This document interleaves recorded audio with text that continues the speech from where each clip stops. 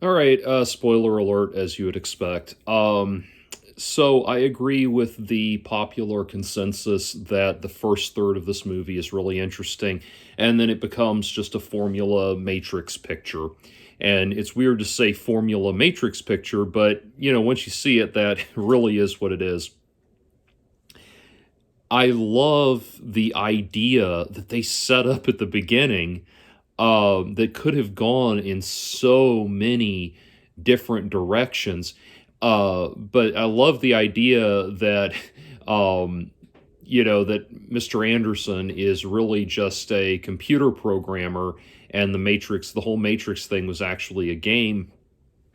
And you could have really a video game, and you could have taken this in so many interesting directions because the conflict that they set up in that first third is, um, are we in is the Matrix real?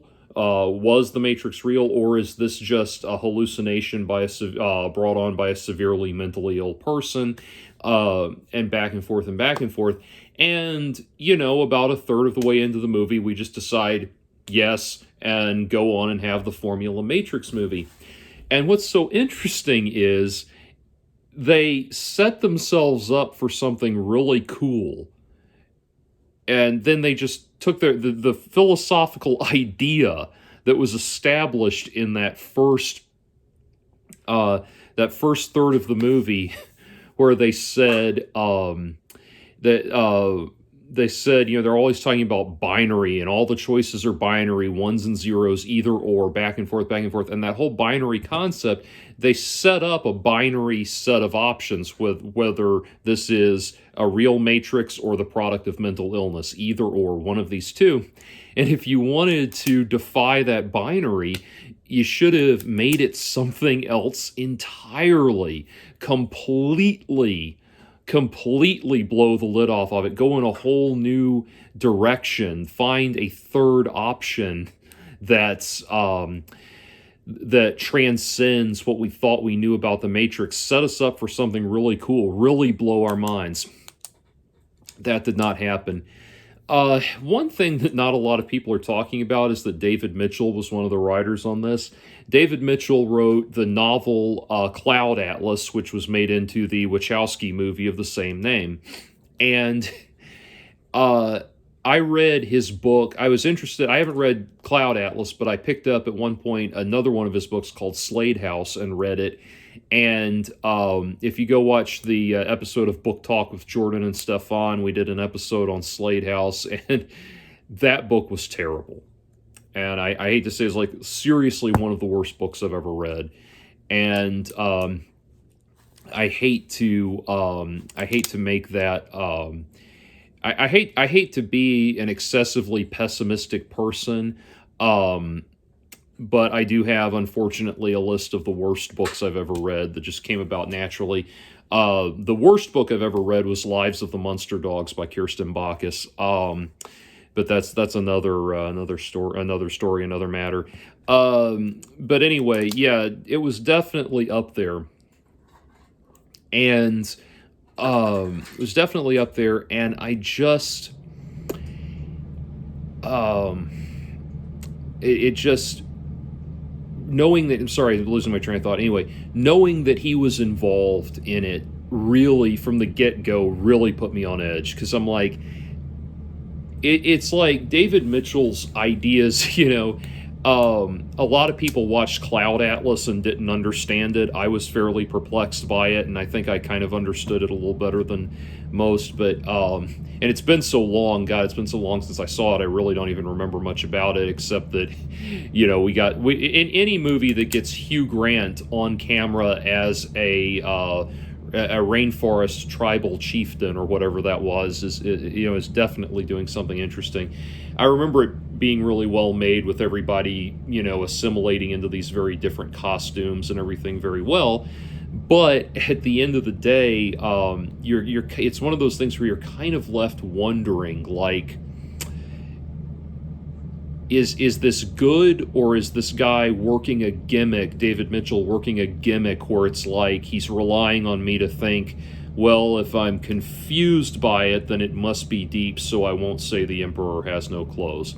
That's what David Mitchell's writing always feels like to me, and I felt like there was an element of that here. And again, that first third was so cool and set up for such a great idea. And one of the things I loved in the first third is when they're all sitting around all of the game developers are sitting around the conference table talking about, kind of brainstorming about the Matrix, with the idea of it having been this video game, like what it meant to all of them. And we see one person saying it's about trans rights and another person saying no, it's about crypto-fascism. And I thought that was a great self-referential way of acknowledging kind of to the audience that so many different people, different groups of people have seen this movie, this series of movies, and read their own message into it, where we have far left-wing and far right-wing interpretations, capitalist and communist interpretations, again, things about trans identity and all sorts of different things. I mean, it's all across the board, and I like and in the middle of it, Anderson is just sitting there like, what am I hearing in the middle of it?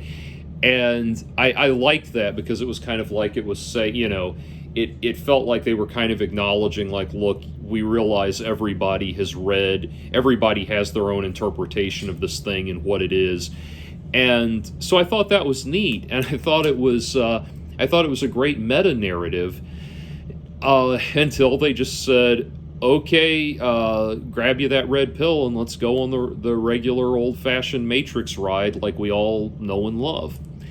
And so beyond that, there were a couple of little things I liked in the post-red pill two-thirds of the movie. Like, my favorite Matrix movie is the Animatrix, and I'm not saying that to be a contrarian or something. That really is my favorite. I love that thing. It's I love anthologies of short films anyway. I really like that. Short films that just convey contained ideas. So things like Love, Death, and Robots was just hog heaven for me. But anyway, so I love the Animatrix, and I liked one of the things that carries over from the Animatrix that was really cool was there's a sequence, there's one of the installments in the Animatrix films is in fact the very last one in the on the disc, or in the series I should say, is from Peter Chung, who did Eon Flux and Reign the Conqueror, and a bunch of stuff like that. And it's this really beautiful, really stunning, mind-bending thing where they're experimenting with the idea, the resistance, the Zion resistance is operatives.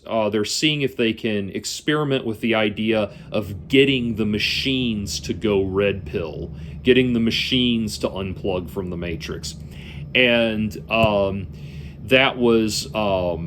that was carried over into this movie, that there are machines that are unplugging from the Matrix and working with the humans, and what a cool idea that is. And it's cool to see that carry over.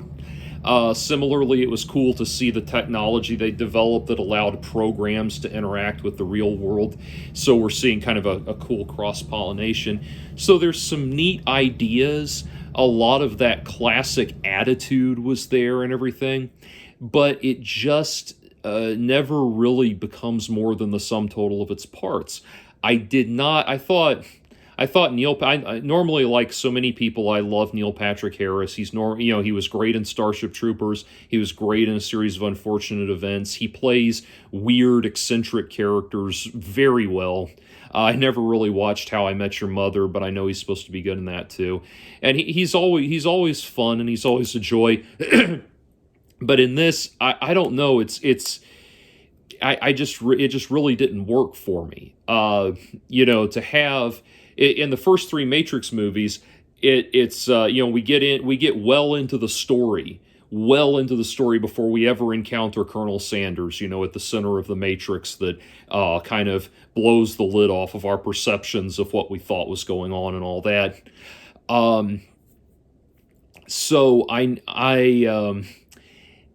so to have him right there in the foreground the whole time really it took the mystique out of it. And that's the thing, it was trying to create mystique in a world where there wasn't any mystique anymore. And like so many of these reboots, it's like they have to get enough of a backstory to fill in the gaps between the previous movies and the current movie so that we can explain why all the actors are old now. And so they have all of the stuff in there. It's kind of like when that third Bill and Ted, another Keanu Reeves reboot, when the Bill and Ted Face the Music came out, it didn't feel like Bill and Ted 3, it felt like Bill and Ted 4, because they had to create all of this story arc of Wild Stallions being a successful band and then rising to fame and then losing their fame and trying to pick up the pieces and all that. So there's all of this referenced history on the timeline that we never actually got to see as the audience. And the same thing happened here. There's this blink and you miss it reference to a civil war between the machines in the Matrix.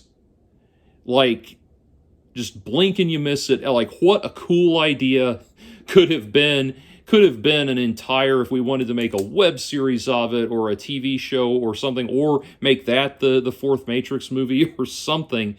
What a cool idea. And we ignored it. We just skip right on by it. So I don't want to be, I don't want to just be endlessly naysaying every movie that comes down the pipe. I have seen some good new movies that I really liked. I thought The Green Knight was really good. I actually thought the most recent M. Night Shyamalan movie, Old, was really good.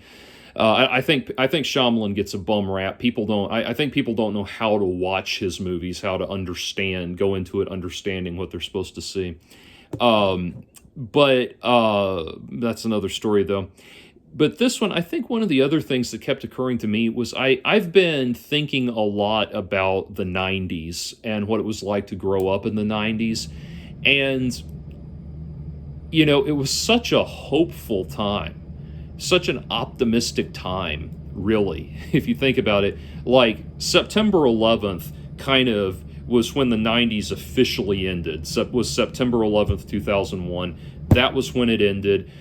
And we were, and we've been in this very weird, paranoid, it's funny. I saw this ridiculous YouTube video a while back that was talking about how the September 11th terrorist attacks were predicted in Donald Duck comics.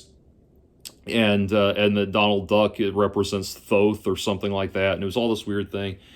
But and a lot of people have done things like that like 9/11 was when we crossed into another dimension, or nothing's ever been the same ever since, and that sort of thing. And whether it's truly moving into a metaverse or just entering a different era of public consciousness, everything really does feel different. Like everything got on a track towards going in a very different direction after 9/11 into this weird place we are now, which sadly feels a lot like the future depicted in the South Park post-COVID special on Paramount Plus. But it is like there was this optimism to the 90s. And when the first Matrix movie came out, like, it tapped into that feeling of like, we're moving into a cyberpunk techno future and it's gonna be so cool. That it really took advantage of that. And when I was watching this one at the very end of the movie, when the rap metal, the badass rap metal track kicks on at the end of the at the end of the movie and we go to the credits, I know that that's put in there so that I'm supposed to be, because I'm supposed to be a cool 90s kid that goes walking out of the theater talking to his friends about the movie, feeling like a techno badass, feeling like we just got a new taste of what's to come of this cool cyberpunk future. And, we're like the South Park special said, we're in the future now, and it kind of sucks. you know and so that's what this feels like. It just doesn't work. A new Matrix movie just does not work in this world that we live in now. And the other thing I'll say is, I think that one of the reasons it may be difficult to enjoy a Matrix movie now, for a lot of us who are there for the original the original three, was, the Matrix was one of those things that got me interested in philosophy in the first place. And if you think about it, the philosophical ideas in the very first Matrix movie are pretty broad strokes. It's Plato, it's the analogy of the cave, and some fairly common ideas from Gnostic Christianity and some things like that. Fairly common ideas within the circles of people who are already studying, Joseph Campbell and Carl Jung and things like this. Fairly common ideas, but if you're a teenage kid and you've never encountered deep philosophy before, getting hit with that in this cool science fiction environment really sparks your imagination. Nowadays, now I'm watching this movie and I'm listening to the Neil Patrick Harris character espouse ideas that sound like they were taken directly from B.F. Skinner, or here's something that sounds like it's from Kierkegaard or Nietzsche or something, and you're starting to, you recognize, if you're informed, you start to recognize the ideas and where they come from, and it's not quite as engrossing and special.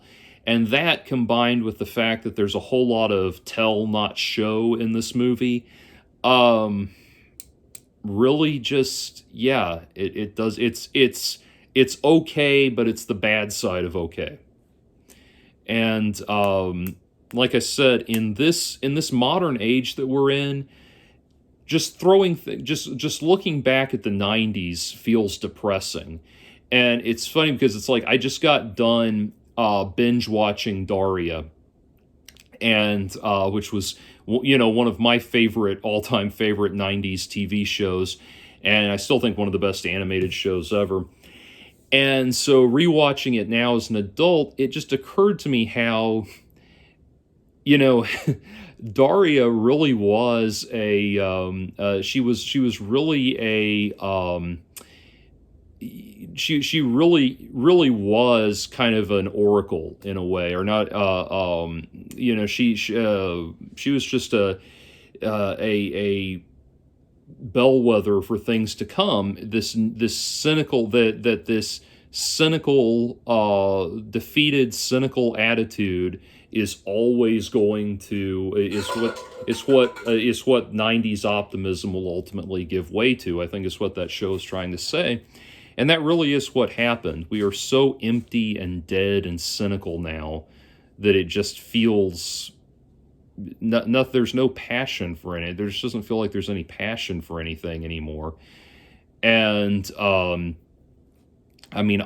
I'll be honest with you, and I may be revealing more about my own psyche and my own depression when I say this, but I'm watching Keanu Reeves and Carrie-Anne Moss carry out the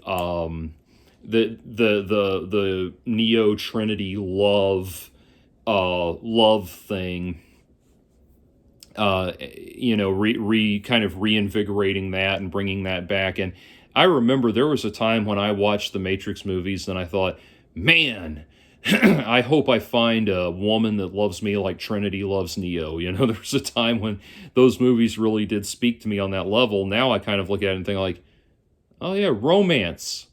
We used to do that. And that was all. Like, I didn't feel anything for these people. And it's, it's probably a combination of my own cynicism and unfortunately nihilism that I'm find myself unable to escape, combined with a lackluster concept from the movie and a nihilistic, cynical attitude that we've all embraced culturally. And I will say, and I know this sounds like a likely thing coming from me, but there are so many politically correct things, little politically correct observations in this that were just so unnecessary and annoying. They didn't overpower the thing, but it's just like the little thing where Neil Patrick Harris, as the bad guy, says women used to be so easy to control, and and the thing about how Carrie in the within the simulation of the Matrix, Trinity or Tiffany's asshole husband is named Chad, and there's a game designer gamer guy that's a very toxic masculine pickup artist dude bro kind of character. All of these things that were just, I don't know, I guess it was like it was Lily Wachowski's way of trying to say, like, yes, the term red pill got co-opted by the right, but we're not right wing at all, or something like that, as if anyone ever thought they actually were. So yeah, some interesting ideas, neat things to look at, but overall, swing and a miss.